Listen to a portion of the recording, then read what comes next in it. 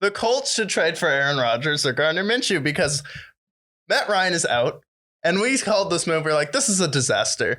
You bring in Carson Wentz. You bring in Phillip Rivers. You have Jacoby Brissett start for a year. Andrew Luck retires on you when you get a new coach.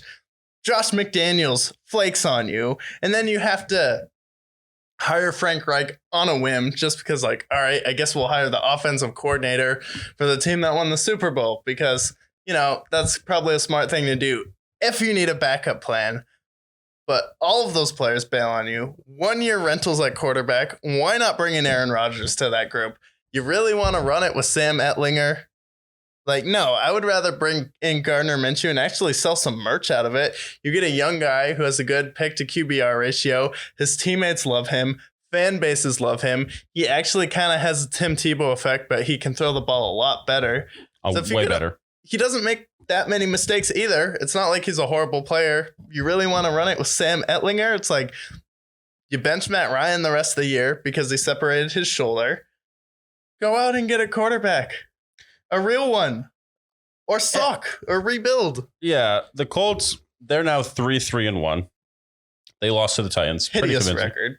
Yeah, that's the most Colts record I've ever seen. But they benched Matt Ryan. And I'm like, all right, cool.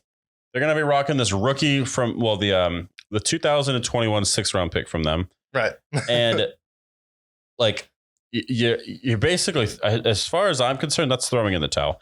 I understand wanting to see Sam Etlinger, seeing if he has anything. They'll probably draft a quarterback. But they also have Nick Foles on that team. And Nick Foles is a solid backup. And, I mean, if you're still trying to contend for your division, you're only a game and a half behind with that bye. And you have the Texans who are pathetic. You have the Jags who are looking kind of like the Jags again. It's like, I don't understand this move. I understand, like, I like the idea of Minshew coming in there because Minshew can run. That's the one thing. If we're talking about modern quarterbacks, Gardner Minshew can move. He maybe doesn't have the strongest arm, but he can throw the football. Yeah, he can make big plays. Think of an option play with Sam Etlinger with Jonathan Taylor, and think about it with Gardner Minshew. Yeah. Which one looks more appealing? Now, granted, Sam Etlinger, we haven't seen anything of him. So for all we know, he could be the next coming of Jesus. For all we know, I don't think he will be. Maybe they surprise me. You know what? Maybe in the week 8 recap, we say, you know what? We were wrong about Sam Etlinger. But I don't see that happening. So. He's not in the best situation. That offensive line has played like complete trash. Their weapons, I like Michael Pittman, and that's about it. It is Michael Pittman. That's their weapon. Yeah. They have Michael Pittman. And then they have Jonathan Taylor, who's banged up.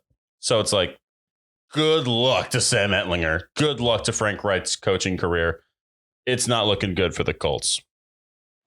Do you think they're just throwing in the towel on Frank Reich? Or because I feel like Frank Reich gets the excuse like, well, he just needs a quarterback each year. And it's like the media hasn't even questioned whether or not Frank Reich is doing a bad job. And frankly, it's Indianapolis, so the mainstream media really doesn't care enough to criticize Frank Reich. I mean, they had who was that guy they had for a really long time after Tony Dungy? He went through the battle with cancer. Chuck Pagano. Yeah, you had Chuck Pagano. Like, he battled through cancer. Respect to him, but like, you guys were average, getting like destroyed by the Patriots, like embarrassed.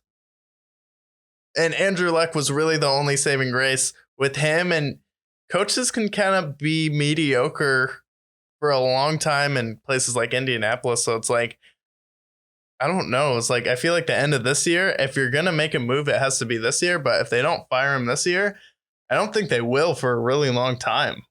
Well, they've been very patient with coaches. Tony Dungy, he coached them for a very long time. And Tony Dungy had success. He won a Super Bowl with them. And they were perennial Super Bowl contenders with Peyton Manning. They had a really great team. And then with Chuck Pagano, they were a consistent playoff team. Consistently in the playoffs. They did face the Patriots in the AFC Championship game. Did get annihilated. If that was the Patriots like 45-24 game against the Colts. Right. But if you remember those Colts teams, those Colts teams were anemic offensive lines, T.Y. Hilton, running games of like Marlon Mack, which, I liked Marlon Mack when he played. But like their offense, it's kind of the same as it is now. Bad offensive line, a weapon. Yeah. And like a running game, which they have Jonathan Taylor, they have Naheem Hines, they have Phillip Lindsay. The running game should not be the problem. But again, it's just them being just anemic.